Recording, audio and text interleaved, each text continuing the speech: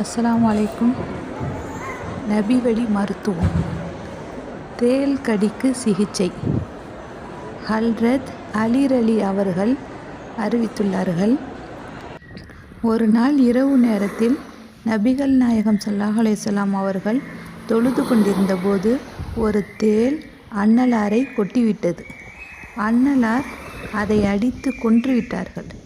தொழுது முடித்த பிறகு, அல்லாஹ் தேளை சபிப்பானாக, இது தொழுபவர் தொழாதவர் என எவரையும் விட்டு வைப்பதில்லை என கூறிவிட்டு, தண்ணீரையும் உப்பையும் கொண்டு வர செய்து இரண்டையும் ஒரு பாத்திரத்தில் போட்டு கலக்கி தேள் கொட்டிய விரலில் அந்த உப்பு தண்ணீரை ஊற்றி தேய்த்தார்கள்.